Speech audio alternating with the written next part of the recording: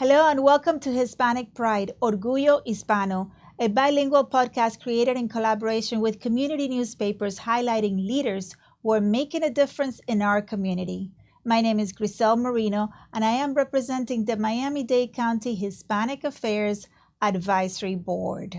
Today, we're honored to welcome Jose Keichi Fuentes, Chair of the Miami-Dade County Asian American Advisory Board, Yama Paillere, First Vice Chair of the Miami-Dade County Commission for Women, and Bobby Joe Brady, Chair of the Miami-Dade County LGBTQIA+ Advisory Board.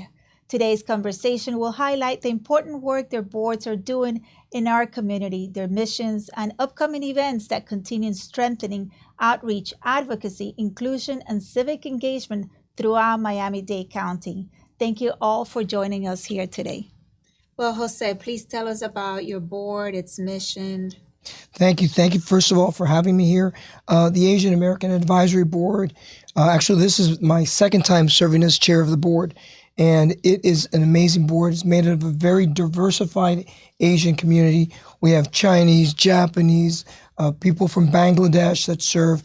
It is truly a dichotomy of what the Asian American community and experience is. And I'm very lucky to be a part of it.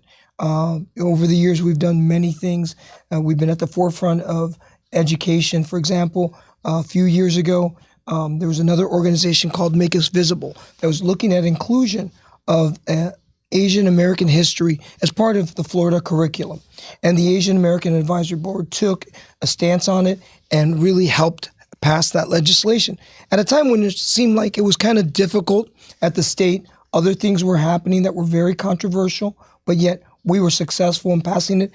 And today they're working on that development of the curriculum with the Department of Education.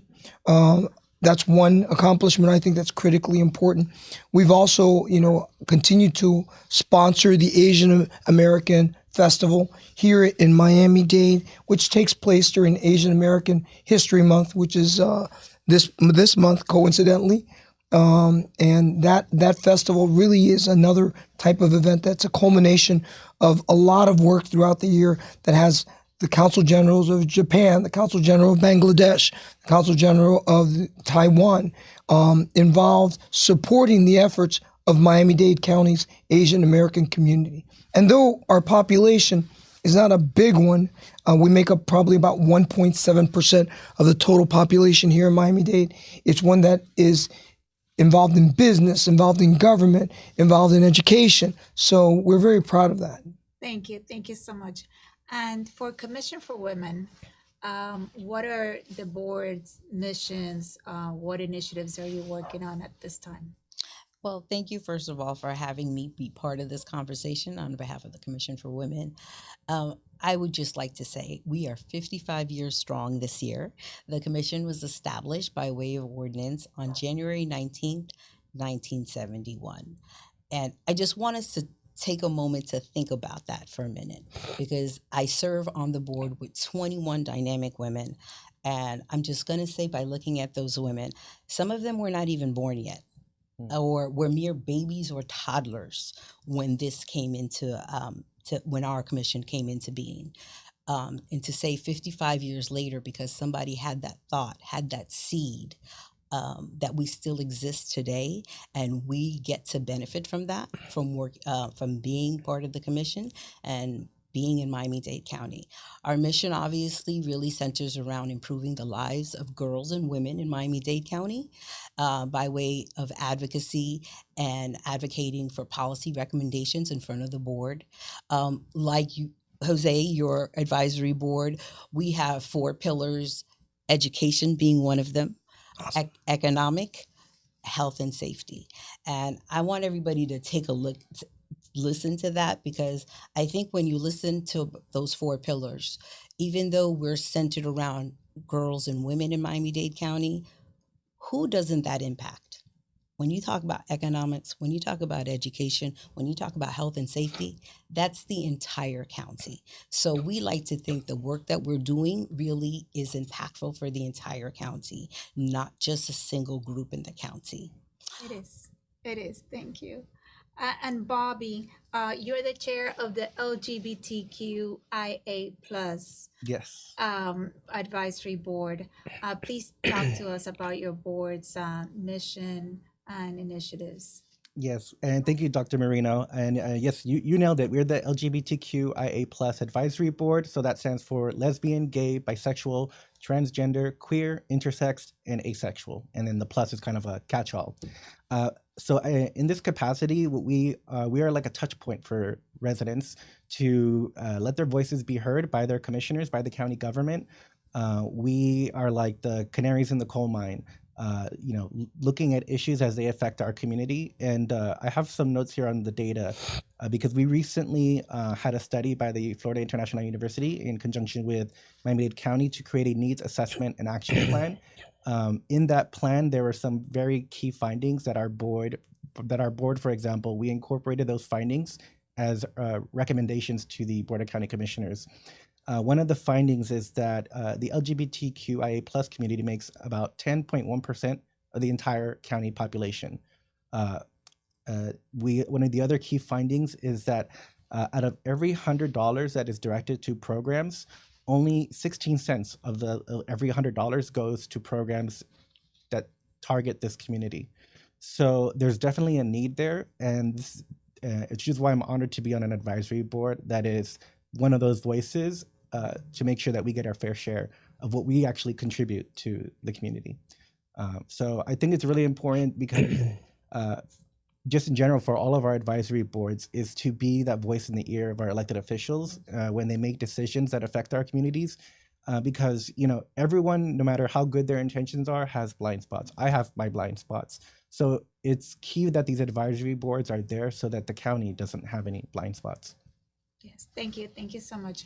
And talking about events coming up, at the end of this month, in just a few days, we're going to have the big Asian event that we have every year. And when we talk about Asia, that's 50 countries, right? Yes, it's 50 countries, all celebrating, all there with their booths, their games, their foods, their culture. Try not to eat too much the weekend before. That way you can eat plenty the Saturday and Sunday. And the pricing is great because there's a $19 early bird special. If you're there the day of the event, it's $29. It's a little bit more, but for $30, you actually cover both days. And we're also doing the celebration in conjunction with the 250th anniversary of the United States, which our mayor, Daniela Levine Cava, has moved that item to the agenda, and so important to celebrate this country's birthday. And our community celebrates it along with the Miami-Dade County Public Libraries that's joined us in this event and this activity. So we're really excited. It's the taiko drums, it's the dancers. It's just an amazing opportunity for you to be culturally immersed in 2 days or 1 day, whatever you decide, but it is a great event, and we are proud to continue to support this event. And it's really grown. Many of you remember it was a Spice Park. It's now a Tropical Park. And Tropical Park is such a great venue, and we really appreciate the Parks and Recreational Department of Miami-Dade for the great work they do in helping us make this happen as well. But we're excited, and there's a lot of things happening, and we just need to make sure that people know that the voices of our community are important and they need to be heard. So I look forward to seeing you there again, right? Yes, I've been there. Almost every year. Yes, exactly. I think almost every day of the festival too, which is great. Yes. Thanks. Thank you for the invite. Absolutely. And then for Commission for Women, we have their celebration of their 55 years. That's right. 55 years strong. The other 21 dynamic women that are on the board that also represent all 13 districts. So we like to say that every district has a voice on our board just because there's representation. But on June 11th, Thursday, June 11th, from 6 to 9 p.m., we'll be having our mixer at the Fire Tower, Miami, in Doral. We just want all the community to come out. We're going to celebrate our legacy. We're going to celebrate our leadership and our impact to the community. I want to take this time to thank some of our commissioners that have supported this endeavor. Now, I'd usually start with the female commissioners, but I'm going to start with my commissioner, Commissioner Bermudez from District 12. I want to say thank you to Commissioner Bermudez, Commissioner Steinberg, Commissioner Cohen-Higgins, Commissioner Lopez, Commissioner Gonzalez, and Vice Chair McGee, who all supported this endeavor. Thank you. And for Pride Month, Yes. coming up June 1st, we're going to have the kickoff on June 3rd, correct? Yes, I'm really excited this year for this Pride kickoff. So this year we'll be hosting it at the Stephen P. Clark Center in the lobby on June 3rd. We'll be there from 11 to about 1 o'clock. There'll be vendors there just providing information. But the thing that I'm really excited about, and I have to give special thanks to Miami Beach Commissioner Tanya Bott. She sponsored legislation to preserve those Pride bricks that were ripped out by the state. And they were able to recreate that same tribute to the LGBTQIA plus community in their park. And they were able to lend us some of the bricks of each color so that we can display it at this year's Pride. Awesome. So I think that's going to be super cool, a testament to the community's resilience. And to have that there is going to be a real privilege. And so we're really grateful for the city of Miami Beach to provide that to the county. So they'll be on display. Last year we, and thanks to resolution sponsored by Commissioner Cohen-Higgins, the county recognized the life of Mr. George Mersuli, who was the executive director for SAVE. Then it was SAVE Date at the time. And they were key leaders in the passage of the human rights ordinance that was inclusive of the LGBTQIA plus community. And so that was really an exciting moment for us as a board. So this year that we are bringing the bricks to Stephen P. Clark Center, I think is a really important part of our history locally. And I guess an idea of what we can do when we stay strong together, that, they can't, they can tear up a crosswalk, but they can't tear up our community. So That's mixed feelings over here with all of our advisory boards. But for the people who are interested in going to the event on this weekend, the 30th and the 31st, where do they go? How can they buy those So tickets as in I advance? understand, it's posted on the Miami-Dade County website. Okay. And it is going to be the 30th and 31st, Saturday and Sunday. And tickets are available at the door or via the early purchases. It's again, the price is $19 versus $29 the day of, and $30 for the package for Saturday and Sunday both, and free parking as well at Tropical Park. Okay. And then for Commission for Women, you have like different type of sponsorships, but I think you're almost full for the.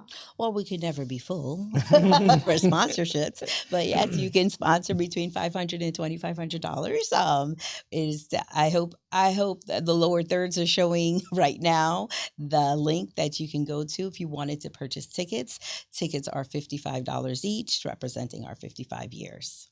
Awesome. Yes. That's not very expensive considering that things in the county are usually a lot more. So Absolutely. We did try, and we're cognizant of that. So we tried, we're turning 55. We're like $1 for each year, and we hope everybody will join us.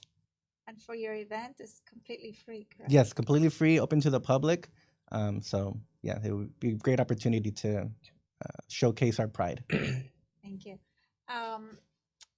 Now that I have the three of you here, what would you like to see the community more engaged with your advisory board in particular?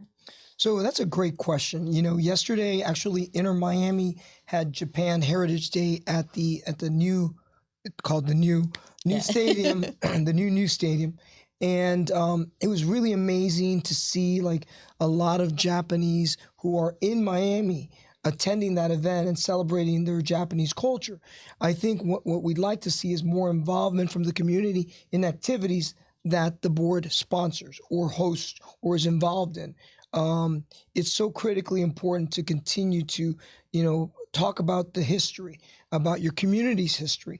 I think that the best way not to make a mistake is to learn from the past, right? And I think that we can improve and make our community a lot better via those means. The Asian American Advisory Board, our group is, like yours, is just full of energy. What people don't realize is that this is a volunteer group. No one gets compensated for the work they do. And they have to drive over to the meetings at the county building. And we love the county building, but it is in downtown Miami. So sometimes with traffic, it's difficult. But I will tell you, we have mostly attended meetings where we have quorum. So that's critical. It shows that there is an energy and an importance about what we do. And I think it's important for people to understand that, at least from our board, we're about cultural diversity, about teaching about the history. We're not into the politics of it. That's not what the commission wants us. That's their role. They're the elected officials. We are not elected. We do a whole different, have a very different role. And I'm very proud of that because it makes us stronger. And it does, in turn of doing that, we're able to make some differences in our community. And this is, I think, like my 20th year serving on the board in and out. And I can tell you that it's impactful to the community. Your board, what it does is amazing. I think that if people realize how much work you do in our community, they would get involved more. I think that it has nothing to do with the lack of time. It has to do with the lack of knowledge. And like it's always said, knowledge is power. Get involved in your local boards because that's how you're going to be able to make the difference. And you're teaching your kids. I mean, I see parents who bring their kids, grandparents who bring their grandchildren, and it's ingrained in me, a Haitian Flag Day. I still don't understand why I remember Haitian Flag Day, but I do because it's ingrained in me that we celebrate the history and the meaning behind Flag Day. It's not about the flag; it's how you got there. And I think that that's what's critically important in what we all do is trying to send the message. So if anybody's interested in going to your meetings, when do you meet? Well, we have it posted on our website on the Asian American Advisory Board, and you can find the dates there. And they usually start at about 6 p.m. And it's in a public building. There is access by Miami-Dade Transit. You can take Metrorail, the People Mover, or Miami-Dade buses to get to the county building. And it's a pretty friendly building, at least as I know it. And you can get to the 18th floor where the meetings take place. And we always welcome people to show up. And it's usually the second Tuesday of the month. Yes. But remember to please come to the festival also. It's around the corner, May 30th, 31st. So I think they're going to put it on the screen. So more information. Thank you so much. Thank you. And for your board, how would you like to see more engagement? Well, I say this. I think the question that every generation needs to answer is, what did you do to make your world better for the next generation, or make your community better for your next generation? And there were a group of women in 1971 who answered that question. So in 2026, the women and girls in Miami-Dade County still benefit from that answer. So if we can all think about that as human beings, it's like we talk about civic engagement. And when we think about civic engagement, I think everybody thinks voting, and that is paramount. Everybody should vote. But after you vote, look around your community and ask, how can I get involved? How can I be of service? And, Martin Luther King has that great quote that everybody can be great because anybody can serve. And like Jose was saying, it's like how you serve. Elected officials serve at a different level, but the layperson, the everyday Miami-Dade resident, has the opportunity through all of our advisory boards to also serve the community and be able to provide those recommendations to the body that's making those decisions. Because realizing at the local level, that's where, the impact is made on families. We think about national elections and national policies, but the policies that impact your family the greatest are the ones that are being made locally. Mm-hmm. So looking for those local avenues, I think it's excellent that Miami-Dade County has a variety of advisory boards, so people can feel like there is a pathway for me, whether I'm interested in this, or like you talked about Haitian Flag Day, right? Mm-hmm. Because we share a month. right? Right. Our cultures share a month. Even though they think it's Haitian, Asian, I have to correct them all the time. Right. But and so for us to be able to come together as a community to look at our similarities, rather our differences. And so I think that's what's important. And of course, you can go on our website. We're on the 18th floor, just like you are, but we do Wednesday nights. Oh. It's at 6 p.m. I'll never bump into you. That's why you're the night before. But Wednesday nights at Stephen P. Clark. And though last year we even did some traveling where we went to different districts because trying to bring in that more community. So we try a variety of things, and we're, I think we were very successful in doing that as well. That's all I have to say about that. And Bobby, what would you like to see from your board about civic engagement? Yeah, I really liked your answer, Yama, because a lot of what you said resonates with me in the sense that right, like all politics is local. Getting involved locally is the key, and that's where you can have the most impact. I'm very proud of our board, and I'm sure my friends here will feel the same about their boards, and that we have diversity within diversity. And what I mean by that is that even within our boards, we have such a wide array of experiences. We have a board member who is a reverend. We have board members who are police officers in law enforcement. We have board members that work with the elder community as well as in public health. And I stress that because it is these variety and diversity of experiences that really make our board much more nimble and effective, and has our ears closer to the ground. So public engagement or engagement from the public really is important because you are going to bring your experiences. You don't know how much of an expert you are until you meet people that aren't. And so I say that humbly because folks from the community, that if they come to our meetings and engage us, they could, like I talked about blind spots, like we have blind spots as a board. And so having that public engagement helps us be and see everywhere that we can. In fact, last year I was vice chair, but under the leadership of our previous chair, so shout out to Mr. Ariel Treba, a dear friend, a really good person. He basically last year we had our meetings rotate around the county at the Southgate Government Center and in Hialeah, the four corners of the county, to make sure that we were present and to encourage that participation from the public. So, and why is that important? And I'll try not to get too sentimental here, but it's in my lifetime that the tragic story of Matthew Shepard's killing brutally happened. It's in my lifetime that we recently secured the right to marry. Shout out to my husband, Jonathan, who is incredibly loving and incredibly patient. But that was in my lifetime. It's in my lifetime that we're seeing kids sent to conversion therapy, which is truly abusive. So it's been within my lifetime that we were able to, we were dealing with a HIV crisis. And it was the LGBTQIA community that really had to look after each other when the rest of society wouldn't look after us or considered us disposable. So I bring up all those points because it's within my lifetime that significant setbacks, but also significant victories have been secured. And, I think none of these victories are, forever. They have to be guarded. It was also in my lifetime. I remember interning at the American Civil Liberties Union of Florida, where I met the couple that had litigated and won their case to establish the right to adopt. And that was also within my lifetime. I still remember when they printed out the court's opinion, the paper was still warm. And, seeing all these things happen in my lifetime just really impressed upon me the importance of staying involved.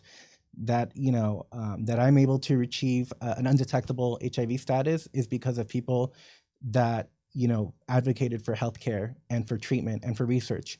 And so because I directly benefit from all these victories, I feel the responsibility to continue that fight and to encourage others to join it. What would you like to see for the rest of your lifetime? Wow.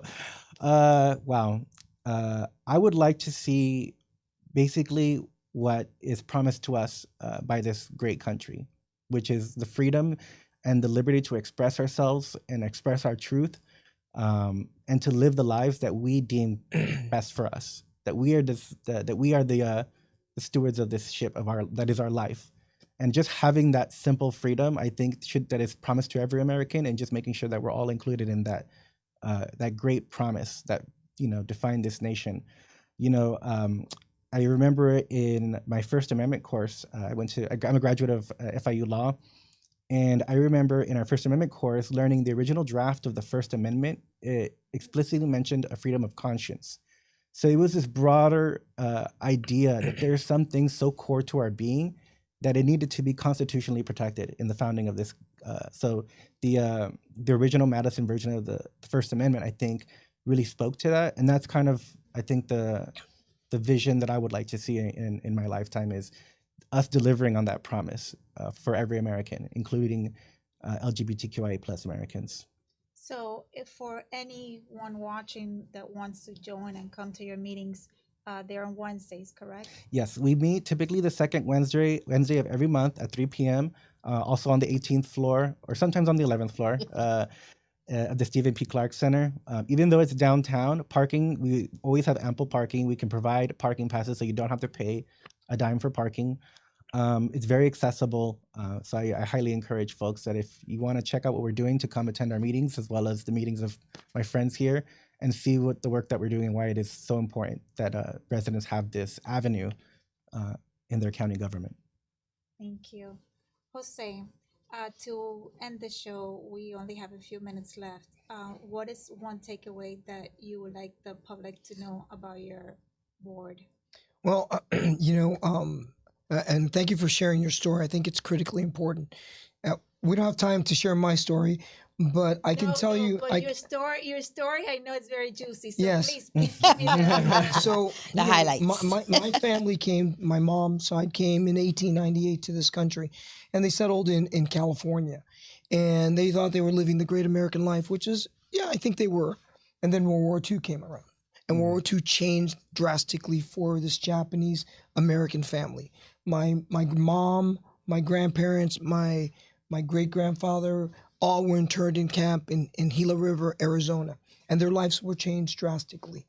And that's why I am always involved, because I think it's so critically important to realize how fragile our liberties and our freedoms are, regardless of where you come from.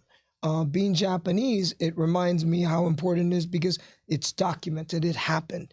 And then returning back, even though they were two generations Americans, they were interned in their own country, in their world. And then having the other side of me, which is Cuban, I have the part of my dad escaping, communism in Cuba and coming to this country in 1962.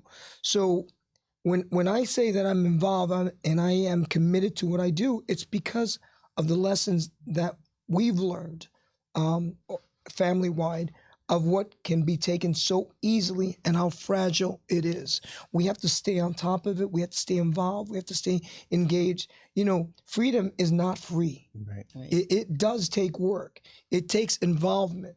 And that's why I think it's critically important for people to get engaged.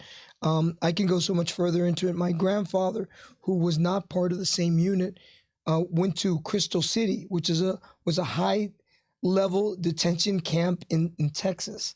And he was Japanese Peruvian. And it's kind of funny, like, my grandfather's about 5'2", it was small man. The only dangerous item he had was a pair of scissors, because he was a barber. And they captured him and they put him in camp. And they took away his free. He wasn't even in the United States. They took him from a foreign country and brought him into the United States. So when you put those histories together, it's just that constant reminder. So when I wake up in the morning and I put my feet on the floor, I'm very happy that I'm in this great country, but I am also reminded that I have to continue to work toward what we have so that we can keep it. And not for myself, but even for my daughter. I think from a generational perspective, we owe it to our generations. And I'm so proud of you talking about, 1971, where a group of women got together. 1971 was not exactly an easy time for women to be involved in anything, right? Nope. So we've progressed. We've come to where we are, where women, are corporate leaders. They can be vice presidents. They can be, future presidents maybe. So I think that the reminder is every day.